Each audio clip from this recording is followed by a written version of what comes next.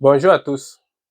Dans cette vidéo, nous allons parler de comment dépasser la peur de demander de l'aide pour concrétiser nos projets de façon aisée. Avant de commencer, j'aimerais un peu parler de pourquoi est-ce que j'en viens à parler de cette problématique.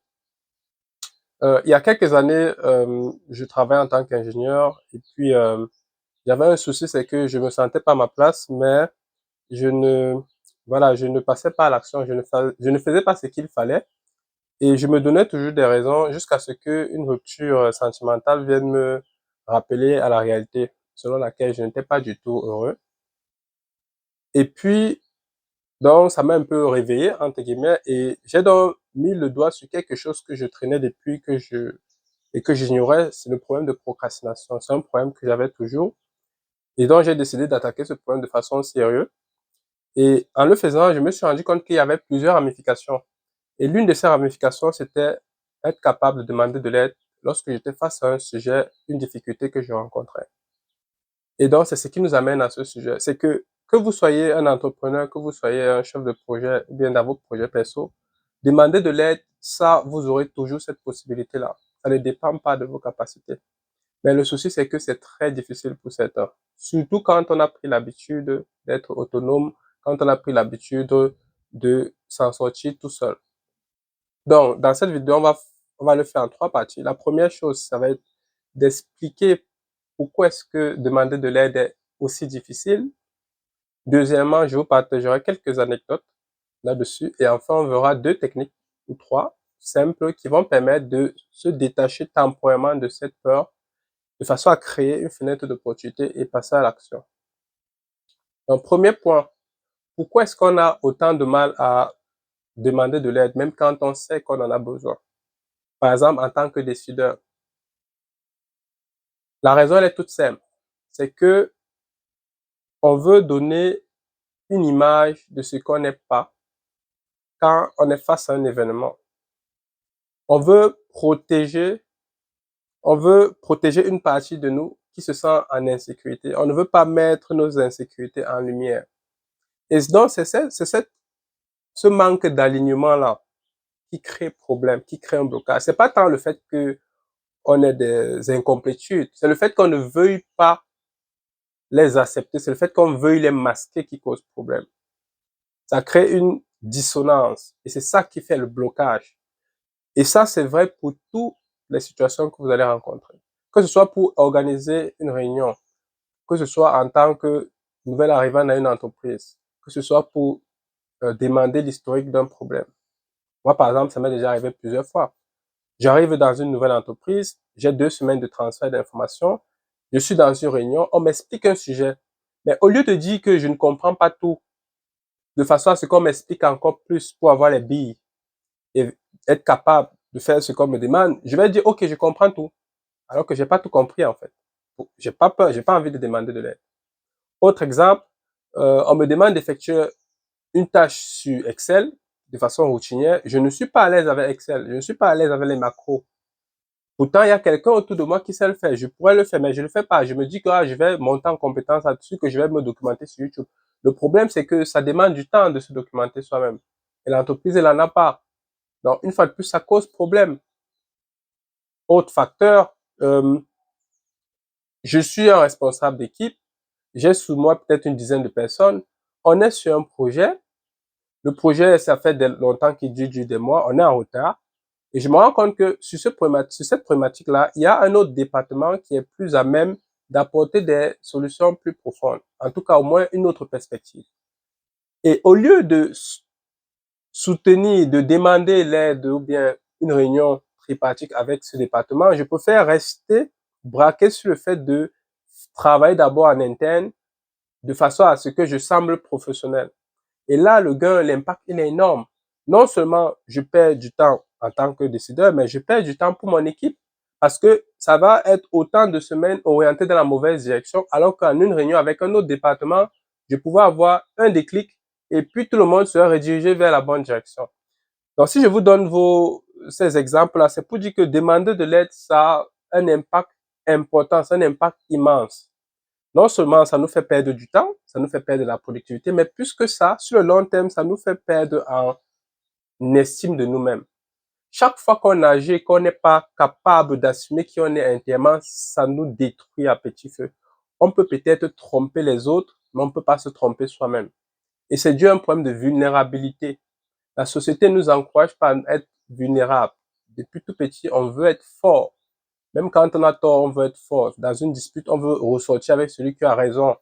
Quand on est dans un contexte qu'on ne sait pas faire, on veut faire semblant de savoir faire. On a même beaucoup de jargon là-dessus.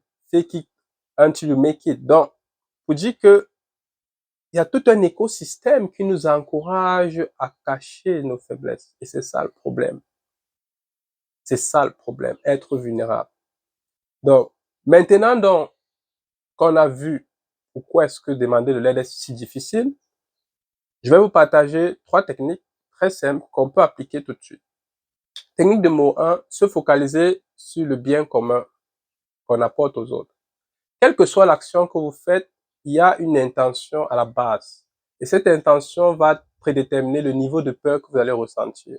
Je m'explique, si j'organise une présentation et que je viens à la présentation en me focalisant uniquement sur ce qui va m'arriver, qu'est-ce qu'ils vont penser de moi et tout, c'est parce que fondamentalement, l'intention à la base est orientée vers moi. Je veux plaire aux autres. Je veux paraître quelqu'un qui impressionne les autres. Je veux paraître quelqu'un de talentueux. Pourtant, si à la place, je me dis, OK, je viens ici à cette présentation parce qu'il y a un problème à résoudre. Je veux montrer ici qu'il y a une solution au problème de la peur de demander de l'aide. C'est pour ça que je viens d'abord. Ici, je me focalise sur cette peur. Je vais ancrer en moi une solidité, une stabilité émotionnelle et la peur va être réduite parce que mon focus est sur les autres. C'est un peu une sorte de focus altruiste. Donc, je vais donc me répéter concrètement que, OK, je ne suis pas là pour impressionner les gens.